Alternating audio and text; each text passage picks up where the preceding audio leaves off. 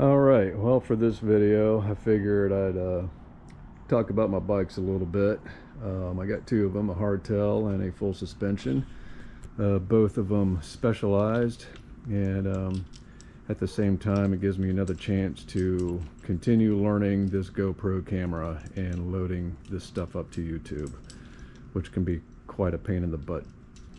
Anyways, my hardtail is a specialized fuse in a raw brushed aluminum frame. Love this bike. Incredibly fast, incredibly well built. The part spec on it, not real fancy. The fork is a RockShox Gold 35. Very simple fork, easy to maintain.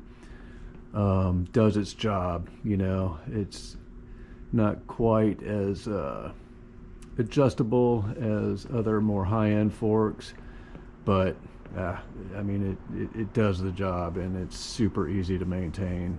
I wish the other high-end forks were as simple as these are. Got Renthal carbon bars trimmed down to 760. Level T SRAM NX shifter, just kind of your entry-level stuff. NX cranks, NX derailleur with a GX 12-speed cassette. The wheels are Hunt wheels. The wheel set that came with this hardtail had 18 points of engagement, not serviceable. In other words, they were garbage. I didn't like them at all. These Hunt wheels are actually a really good deal. The complete wheel set with a much higher engagement hub was under $400, so pretty good, for an aluminum wheel set. And yeah, so I'm pleased with that. The bottom bracket here is a Cane Creek bottom bracket, the Hellbender 70. I'm really not a big fan of SRAM bottom brackets. They're cheap, and yeah, they're cheap. I think every time I bought one, it was like maybe $35, $38 on Amazon. The only problem is that they're hit or miss in the quality, and you can't really service them. You can't break them down, expose the bearings, and clean them out and add fresh grease into them. So not a big fan of the SRAM bottom bracket. So pay a little bit more, and I got the Cane Creek Hellbender 70s. Really good, really smooth, no issues, and no creaking. They don't make any noise. They're nice and quiet. What else? I'm running a 34 tooth round chain ring. This is something new for me this year. I've been running 32 oval chain rings for like the past 3 years, and wanted to go around, for one thing, to see if I could notice a difference, to which I can. I didn't notice so much of a difference going to an oval, but after having ridden an oval chain ring and going back to a round, I can definitely tell a difference. My legs feel the difference. But my thoughts were that if my goal is continuous speed, steady speed, then a round chain ring might be better, because my pedal strokes on an oval, I'm running 34 tooth all the way down to 30 tooth and everywhere in between. So parts of my pedal strokes are at a smaller chainring size, which means I might be losing speed or not maintaining the speed I'm at. I don't know, but I figure with the round chain ring You know, I want my effort to be turning 34 teeth consistently throughout the movement, and therefore my speed should be more consistent, and maybe even help in acceleration too.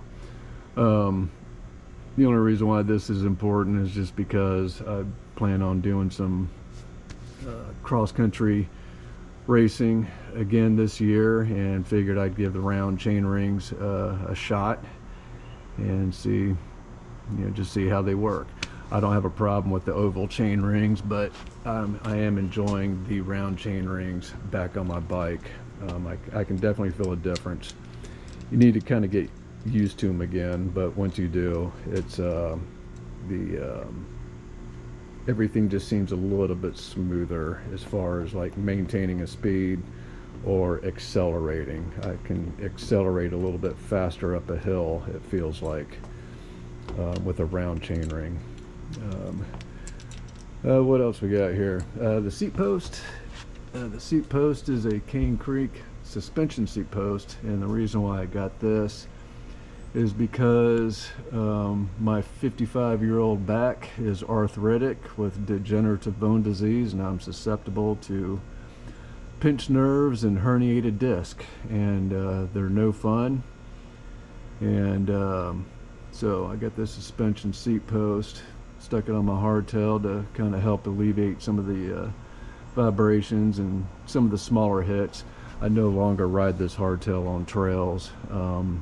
I don't want to risk the damage to my back now that I'm healed and able to ride pretty hard on my full suspension.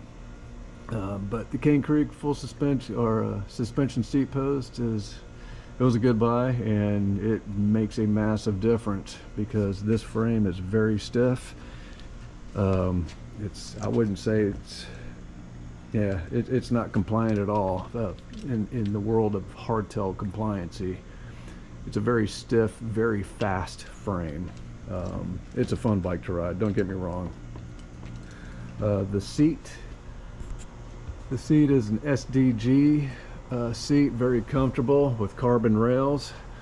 Those rails cracked after about 4 rides, and I got a bunch of epoxy here. It didn't like crack all the way through, it like cracked some of the outer layers of the carbon, and so I paid a lot of money for a seat, and I'm going to continue to use it.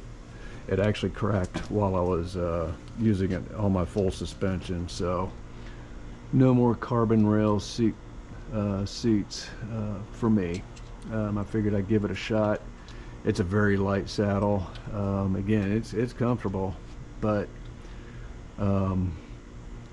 with it already showing stress cracks, you know, 4 rides in, it's not dependable, and I'm not gonna put it on my main trail bike because it will fail. What else? Got the mallet pedals. These are great pedals. I like to be clipped in, and with the platform, it's kind of like the best of both worlds. Nice solid feel when you're pedaling, and again, you know, you're clipped in, so for me personally, it's what I'm used to. When things get bumpy, it's nice to know your feet just aren't going to slide off. And with the platform, it just gives you that sense of extra stability when you're when you're riding. But they're heavy, but I don't mind them. I really like these pedals. The regular egg beaters without the platform are light, but my feet moved around like a skating rink on those pedals. So I enjoy the pins, the platform, everything being locked in, nice and solid feel, and able to put some power down, you know, whether you're lifting up on the pedal stroke or pushing down, you know, either way. Yeah, so really that's about it for my hardtail. Nothing fancy. I don't ask a lot of it these days, because when I first got it, I was riding trails with it a lot, and it was just a fun bike on the trails. But My body just couldn't take the beat down anymore. Another thing too, I got this bike in January of 2020, and 2 months later the whole world shut down because of COVID. So it was a very stressful time. Couldn't go anywhere, couldn't do anything, a lot of uncertainty. But for me, I had a brand new bike, and it made for one awesome escape from the whole COVID bullshit. All right, full suspension is also a Specialized. It's a Stumpjumper Evo, aluminum frame. I absolutely love this bike. This is the one. This is the bike that I do all my trail riding in. When I race, this is the bike I'm racing. And yeah, you know, got the it's got some pretty nice parts on it. Got one-up component, carbon handlebar. Is it more compliant than the Renthal? I don't know. It probably is on paper, but I don't really notice it. I just needed a handlebar, so this was priced really good, and it's carbon. I have no problem with carbon handlebars. Let's see, get the G2 Ultimate brakes. Really good brakes, nice and strong, easy to maintain, lightweight. Got the Pike Ultimate fork, 150 mil or 150 fork, and very plush, very adjustable, very smooth through the movements.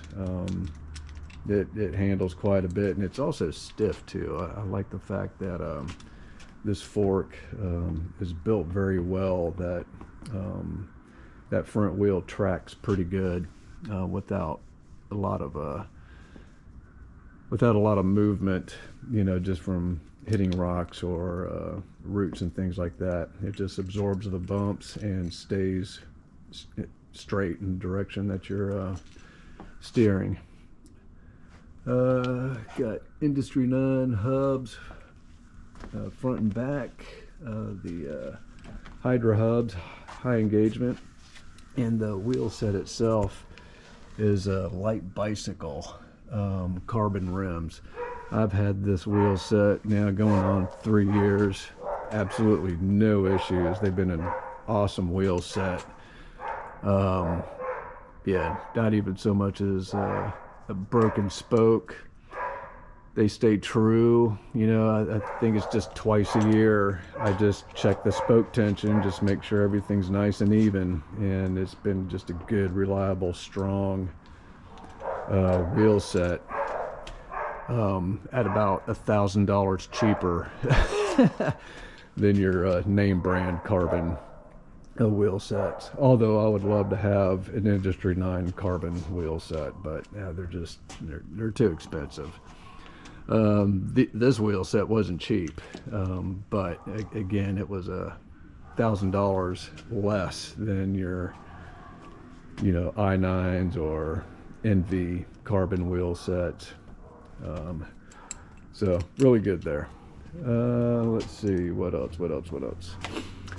Get the Fox float shock again. That's 150 mils of travel. I went ahead and got the adjuster knob.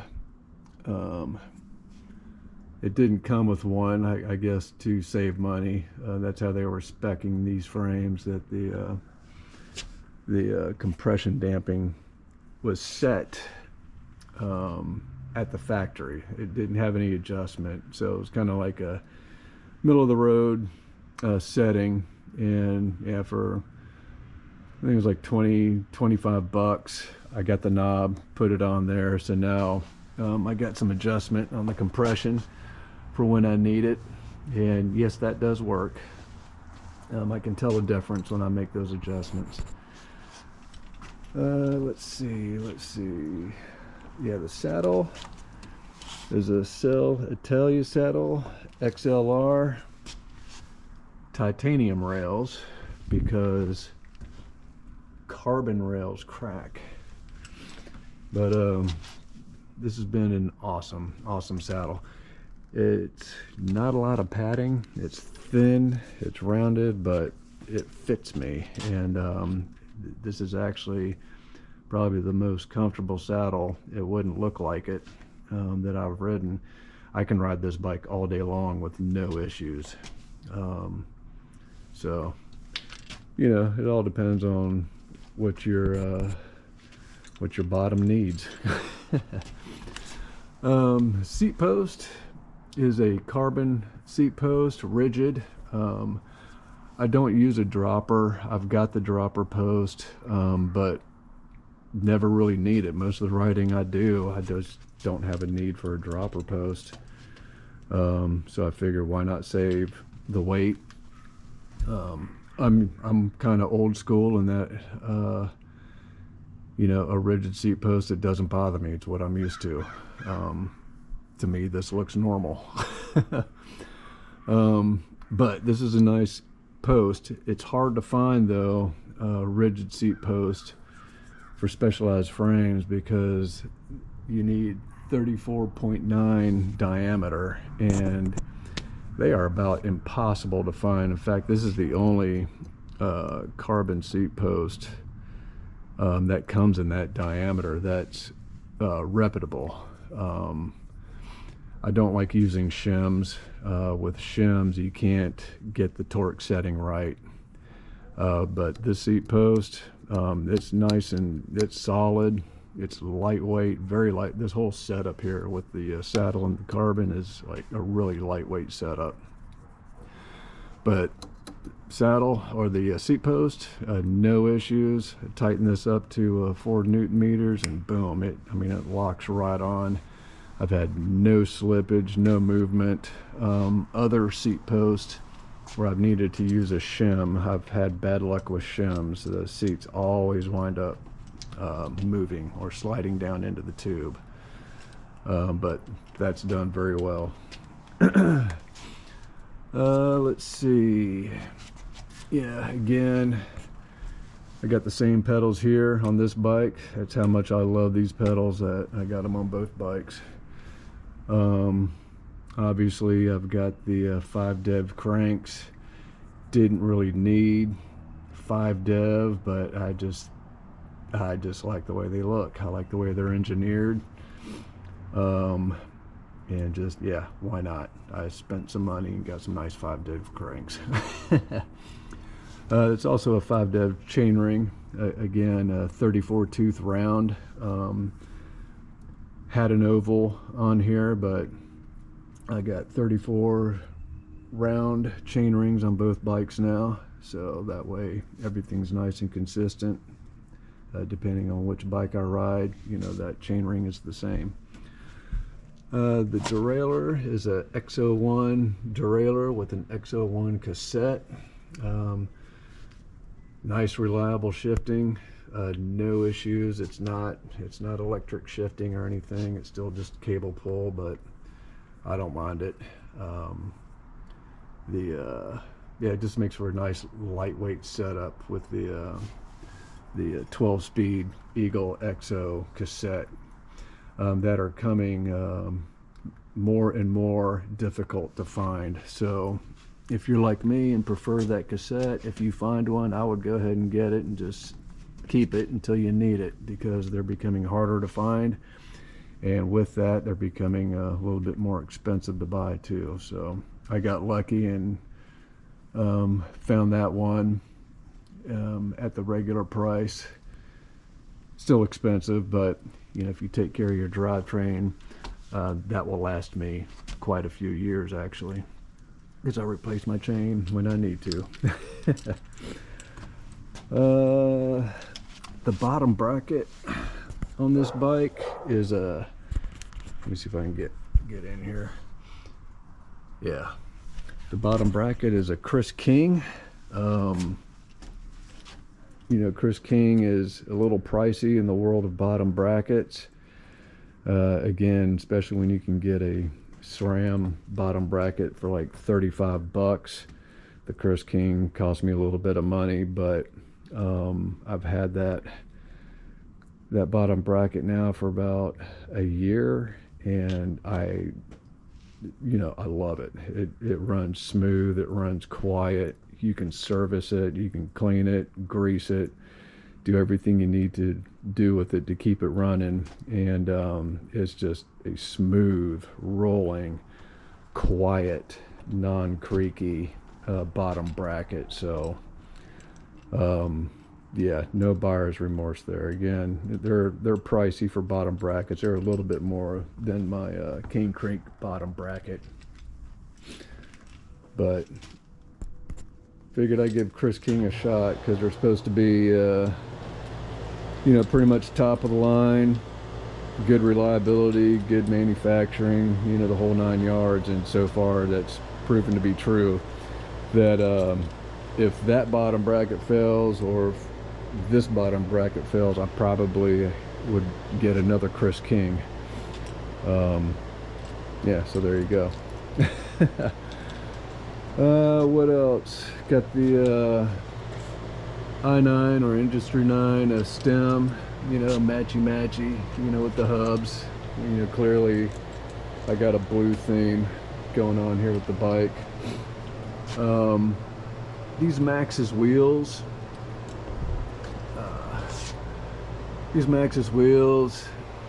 they're heavy. When it's time for me to get involved with a race, I actually pull those wheels off and go with the Vittoria, because I can make this bike just about 2 pounds lighter easy just by switching the tires out.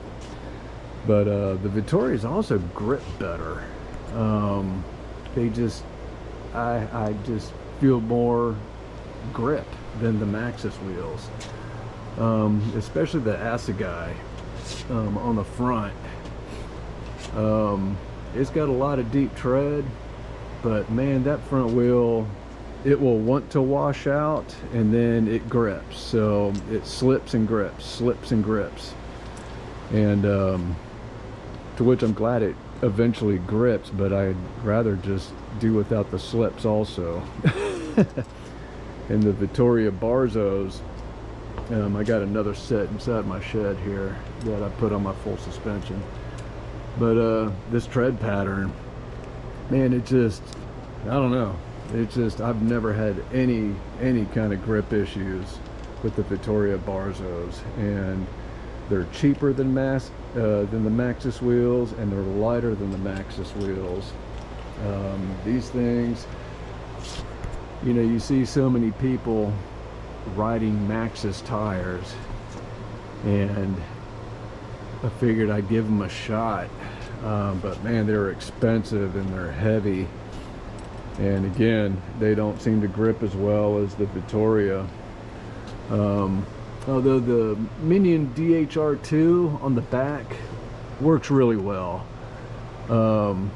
It's still a big old heavy tire, but for a back wheel, that's pretty good. That'll get you up some good climbs, and again, when you're braking, you can get more controlled braking without your back wheel immediately locking up and losing traction, just because you've got the traction on the back wheel. So the Minion DHR2 Maxxis wheel, it's not bad. Will I buy Maxxis tires again? Probably not. I probably will stick with Vittoria, just because, again, they're a little bit cheaper than Maxxis tires, and for me, they grip really good. I mean, even when the tread gets low on those Maxxis or on the Vittoria, you still get good grip. Yeah, all in all, this bike right now, it's weighing in at just over 33 pounds. I take the Maxxis wheels off and switch them out with the Vittoria tan wall tires, which are very light. This bike weighs just over 30, so not bad. But I love this bike. You know, it doesn't quite know what it wants to be. It's a travel, or it's a kind of a mid-range trail bike as far as travel goes. Definitely heading towards an enduro bike, but yet I ride it cross-country style. and I ride it in cross-country races, you know, in a sea of carbon. I'm like the only aluminum frame pushing 150 front and back travel, and I do pretty well. You know, I might have to work a little bit harder to get up the hills, but it makes passing people on a hill that much sweeter. Hopefully I'll do well this year. I don't know. I need to start training, because my first race is coming up next month, March 23rd, at Myrtle Beach. So quite exciting. 29-inch wheels on both bikes. Yeah, you know, so that's what I got. These are my rods.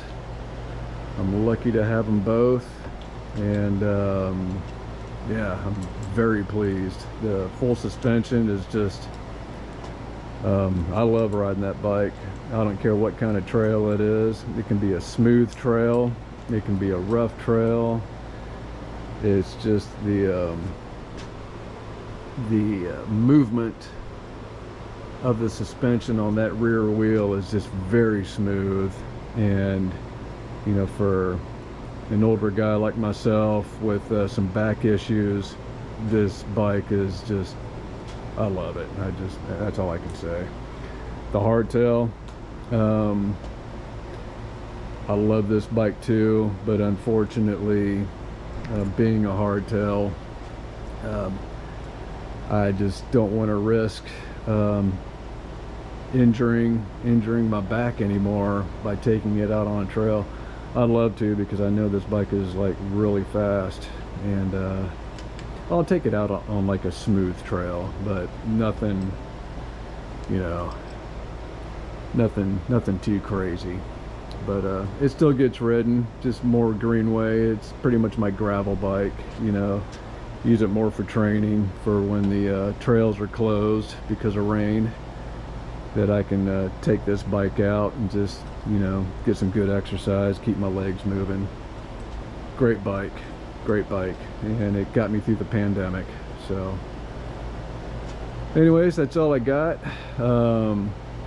Yeah, appreciate y'all watching it. Who's watching these videos, thank you. And hopefully I can get this uploaded to YouTube, and it's of a decent quality so you can watch it. That's it. 2 specialized bikes, and I'll see y'all out there. Have a good one. Bye.